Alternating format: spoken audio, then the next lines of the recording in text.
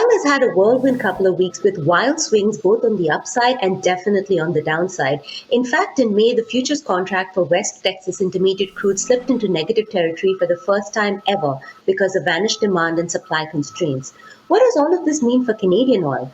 Candice Bangsund, Vice President and Portfolio Manager at Fiera Capital, is here today to share her point of view. Candice, thank you so much for joining us today. Well, thanks for having me. The May oil contract slipped into negative, but the June contract has somewhat recovered. Was this negative a one-off incident, and what's the likelihood of something like this recurring?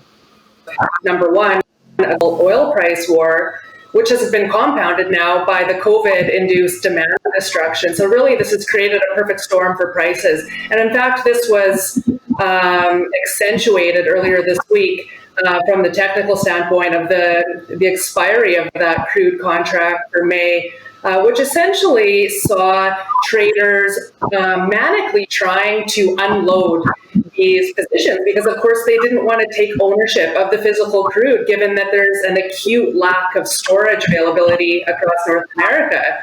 So this acted to accentuate that downside and really is what sent prices into negative terrain.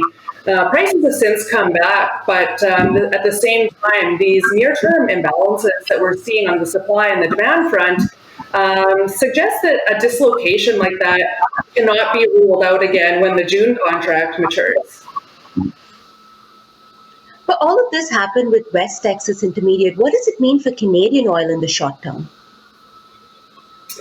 I mean, we're seeing the same sort of trends in the Canadian space. Western Canadian Select has not been left unscathed in this situation. Crude prices in Canada also on the decline because, again, it's a general lack of demand. And again, no storage. Capacity across North America at the storage facilities is close to 80%. So really, there's no buyers out there. And that's, again, what's accentuated that volatility and that downside is the fact that the sellers are far outpacing the buyers right now. Is this likely to just be a short-term thing because of COVID? What's the long-term impact likely to be? Yeah, so we expect this to be a short-term development, which will make way for gains in oil prices in the longer term over the next 12 to 18 months. Obviously, in the near term, we need to brace for more potential bouts of volatility, just given the fact that the COVID demand destruction has not yet receded. We're still in lockdown mode, travel restrictions. Global travel has essentially come to an abrupt halt. All of this is weighing on the demand backdrop here in the near term. And on the supply side, of course, there still maintains that we have that massive glut of supply in the market right now.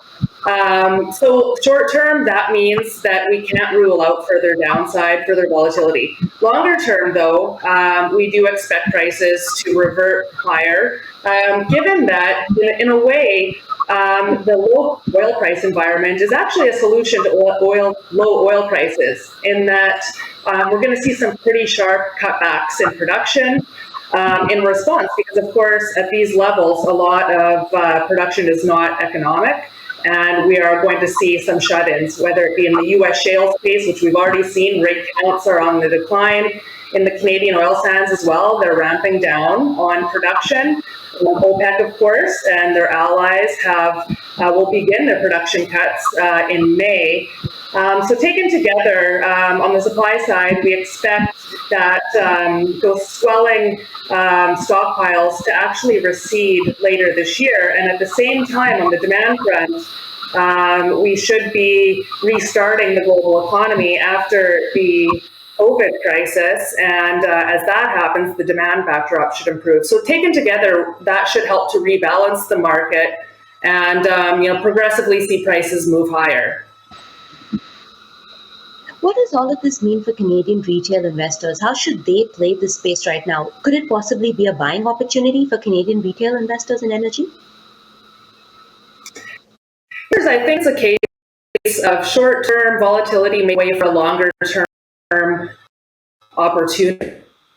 Investors, though, will have to look through more volatility in the near term. Like I said, we still have this massive imbalance in the market that's going to exert some downward pressure in the near term. But if investors can look through to the long term and look past the next few months, there's definitely some compelling opportunities out there, particularly given that we expect prices to revert higher in the next 12 to 18 months. So you can acquire a high quality company with a healthy balance sheet and that's been indiscriminately battered in the latest sell-off. This is where we see some good potential opportunities for the long run. Thank you so much for joining us with your perspectives, Candice. Thank you. For Morningstar, I'm Ruth Saldana.